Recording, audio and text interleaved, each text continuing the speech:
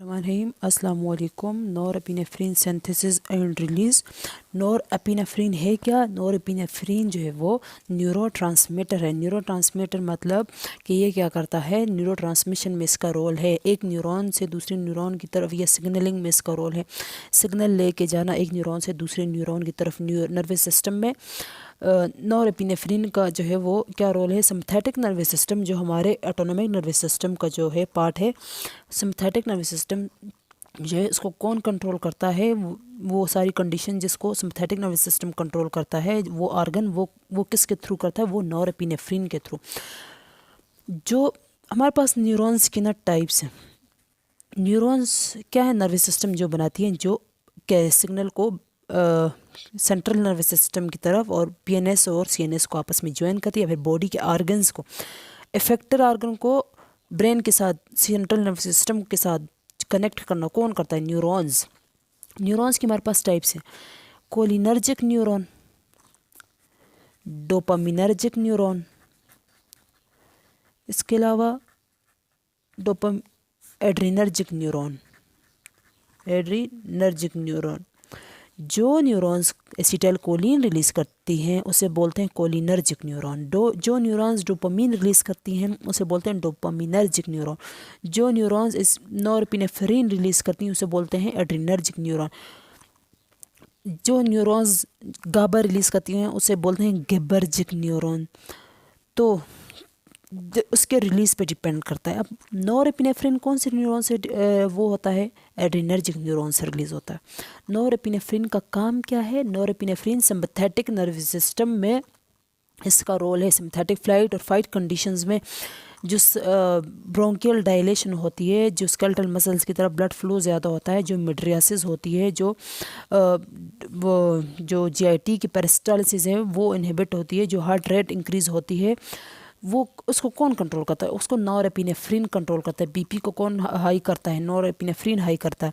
तो ये नॉरएपिनेफ्रिन जो है, ये जो न्यूरो ट्रांसमिशन में इसका रोल है, जो सिंपैथेटिक नर्वस सिस्टम को कंट्रोल करने में इसका रोल है।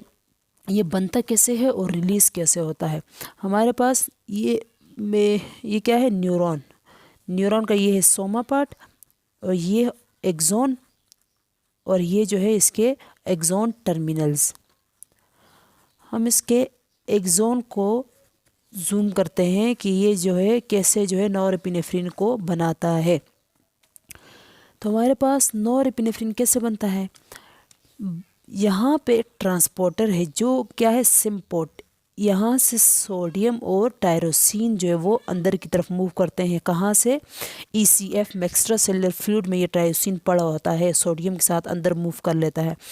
टायरोसिन से फिर क्या बनता है, डोपा बनता है। In the presence of what, tyrosine hydroxylase enzyme है, जिसकी हेल्प से टायरोसिन से डोपा बनता है। अब डोपा से क्या बनता है, डोपामीन बनता है। डोपामीन जो है, यहाँ पे कौन सा एंजाइम इसको वो कर रहा है, डोपा से डोपामीन कौन बना रहा है, यहाँ पे डोपा डी कार्बोक्सिलेज, ये एंजाइम डोपा को डोपामीन में कन्वर्ट करता है। अगर ये न्यूरॉन डोपामिनर्जिक है तो ये डोपामीन जो डायरेक्ट वेसिकल में पैक होकर बस यहाँ से इसकी क्या हो जाएगी, रिलीज़ हो जाएगी। लेकिन ये न्यूरॉन जो मैं बना रही हूँ ये क्या है, एड्रीनर्जिक न्यूरॉन है। तो यहाँ पे डोपामीन जो है क्या होता है, कन्वर्ट होता है किस चीज़ में, नॉरएपिनेफ्रिन में। लेकिन पहले ये डोपामीन इसको वेसिकल में पैक किया जाता है। क्योंकि ख़तरा है इसको, ये यहाँ पे बहुत सारे एंजाइम्स हैं जो इसको डिग्रेड करते हैं।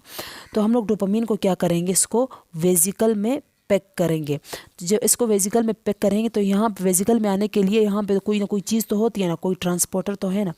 ये इस ट्रांसपोर्टर को हम लोग क्या बोलते हैं, VMAT, vesicular monoamine associated transporters. क्योंकि नॉरएपिनेफ्रिन है, ये नॉरएपिनेफ्रिन, डोपामीन वगैरह ये क्या है, अमाइंस हैं। तो इसके ट्रांसपोर्टर को वेसिकुलर मोनोअमाइन ट्रांसपोर्टर बोलते हैं। और एसिटाइल कोलिन क्या है, ईस्टर्स हैं, ईस्टर्स ऑफ कोलिन, वो एसिटाइल को ए से बनते हैं। और ये क्या है, इसमें अमाइंस का रोल है। अब डोपामीन क्या क्या हुआ, अंदर आया इस ट्रांसपोर्टर के ज़रिए, डोपामीन अंदर आया। ये जो डोपामीन है, क्योंकि एड्रेनर्जिक न्यूरॉन है, नॉरएपिनेफ्रिन रिलीज करता है। ये डोपामीन जो है वो यहाँ पे वेसिकल के अंदर नॉरएपिनेफ्रिन में कन्वर्ट हो जाएगा with the help of which enzyme, dopamine beta hydroxylase. इस एंजाइम के हेल्प से डोपामीन नॉरएपिनेफ्रिन में कन्वर्ट हो जाएगा। अब ये नॉरएपिनेफ्रिन बन गया, वेसिकल में पैक है, कोई केमिकल सिग्नल आया, इलेक्ट्रिकल सिग्नल आया। सिग्नल जब आता है तो मेम्ब्रेन में डीपोलराइजेशन होती है, अंदर पॉजिटिविटी ज़्यादा बाय नेगेटिविटी ज़्यादा, तो मेम्ब्रेन में पोटेंशियल जनरेट होता है। जब मेम्ब्रेन में पोटेंशियल जनरेट होता है तो यहाँ पे क्या है, कैल्शियम वोल्टेज गेटेड चैनल। तो यहाँ से ये जब मेम्ब्रेन में पोटेंशियल जनरेट होगा, ये चैनल्स ओपन हो जाएंगे और कैल्शियम अंदर की तरफ मूव करेगा। कैल्शियम जो है वो यहाँ पे जो प्रोटीन्स लगे हुए हैं, जिसका नाम क्या है, साइनेप्टोटेगमिन। यहाँ पे कौन सी प्रोटीन्स हैं, VAMPs के भी सब क्लास में यहाँ पे साइनेप्टोटेगमिन के साथ ये कैल्शियम क्या करेगा, इंटरेक्ट करेगा, इसके साथ ये इंटरेक्ट करेगा साइनेप्टोटेगमिन के साथ कैल्शियम, और इसको यहाँ पे फ्यूज़ करवाएगा। कहाँ पे, इस मेम्ब्रेन के साथ, यहाँ पे इस साइनेप्टिक नोब के साथ इसको फ्यूज़ करवाएगा इस मेम्ब्रेन के साथ, ताकि यहाँ से रिलीज़ हो जाए।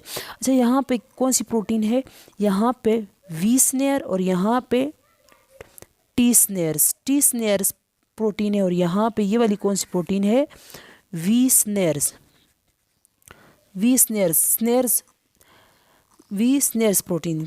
स्नेयर्स में भी ये स्नेयर्स जो हैं वो सब क्लास है ये स्नैप्स प्रोटीन्स के। स्नैप्स प्रोटीन मतलब स्नेयर्स, ये जो स्नेयर्स हैं ये स्नैप्स प्रोटीन्स की सब क्लास में आती हैं, मतलब साइनेप्टोसोमल नर्व एसोसिएटेड प्रोटीन्स। इसमें भी टी स्नेयर में भी यहाँ पे स्नैप 25 और यहाँ पे वी स्नेयर में भी इसकी सब क्लास में साइनेप्टोब्रेविन। ये प्रोटीन और ये प्रोटीन टी स्नेयर और वी स्नेयर आपस में इंटरेक्ट करके इस वेसिकल को यहाँ पे फ्यूज़ करवाती है। वेसिकल जब यहाँ पे फ्यूज़ होगा तो यहाँ से क्या होगा, इसके यहाँ से ये ओपन हो जाएगा मेम्ब्रेन, तो यहाँ से क्या होगा, नॉरएपिनेफ्रिन जो है वो रिलीज़ हो जाएगा। और ये नॉरएपिनेफ्रिन जो है वो अगर यहाँ पे ये नेक्स्ट अगर यहाँ पे क्या हो जाएगा, रिलीज हो जाएगा। अगर न्यूरॉन है तो न्यूरॉन को सिग्नल दे देगा, या फिर इफेक्टर आर्गन है तो इफेक्टर आर्गन के ऊपर इसका कौन सा रिसेप्टर है, नॉरएपिनेफ्रिन जो है कौन से रिसेप्टर पे एक्ट करता है, नॉरएपिनेफ्रिन जो है वो बीटा 1 रिसेप्टर पे एक्ट करता है, नॉरएपिनेफ्रिन जो है वो अल्फ़ा 1 रिसेप्टर्स पे एक्ट करता है, और इसके अलावा नॉरएपिनेफ्रिन जो है वो अल्फ़ा 2 रिसेप्टर्स पे एक्ट करता है। ये इन रिसेप्टर्स पे ये एक्ट करता है, डिपेंड करता है फैक्टर आर्गन कौन सा। अगर हार्ट है तो बीटा 1 पे एक्ट करेगा, अगर वेजल्स हैं तो अल्फ़ा 1 पे एक्ट करेगा, और अगर अल्फ़ा 2 जो है ये रिसेप्टर्स जो है वो कहाँ पे प्रेजेंट है, ये जो अल्फ़ा 2 रिसेप्टर्स हैं ये प्री साइनेप्टिक, ये इस न्यूरॉन को बोलते हैं, फर्स्ट न्यूरॉन को बोलते हैं प्री साइनेप्टिक न्यूरॉन, और सेकंड को बोलते हैं पोस्ट साइनेप्टिक न्यूरॉन। तो ये जो अल्फ़ा 2 रिसेप्टर्स है ये कहाँ पे होते हैं, alpha 2 receptors pre synaptic neuron में, यहाँ पे ये रिसेप्टर्स क्या है, ऑटो रेगुलेटर्स हैं। मतलब यहाँ पे जो नॉरएपिनेफ्रिन रिलीज़ होता है ना, तो ये वापस जाके इसको सिग्नल देता है। तो ये जब अल्फ़ा 2 स्टिमुलेट होता है, तो अल्फ़ा 2 जब स्टिमुलेट होगा ना तो क्या होगा, ये अल्फ़ा 2 स्टिमुलेट होके अंदर जो है नॉरएपिनेफ्रिन के रिलीज़ को इनहिबिट कर देगा। और यहाँ पे जो नॉरएपिनेफ्रिन रिलीज़ हो गए ये इसको या कैटिको मोनोमाइन ऑक्सीडेजेस वगैरह इसको क्या करेंगे, ब्रेक डाउन कर लेंगे। या फिर यहाँ पे हमारे पास NET ट्रांसपोर्टर्स हैं, नेट ट्रांसपोर्टर्स, नॉरएपिनेफ्रिन ट्रांसपोर्टर्स। इन ट्रांसपोर्टर्स के ज़रिए नॉरएपिनेफ्रिन की वापस रीअपटेक की जाएगी और इसको वेसिकल में पैक करके नेक्स्ट जब मेम्ब्रेन डिपोलराइजेशन होगी, नेक्स्ट जब मैसेज आएगा तब ये क्या होगा, रिलीज़ होगा। अल्फ़ा 2 क्या करती है, नॉरएपिनेफ्रिन के रिलीज़ को रेगुलेट करती हैं। नॉरएपिनेफ्रिन जब ज़्यादा होगा तो इसको स्टिमुलेट करेगा और ये नॉरएपिनेफ्रिन को रिलीज़ को इनहिबिट कर देगा। तो ये था क्या, ये नॉरएपिनेफ्रिन की सिंथेसिस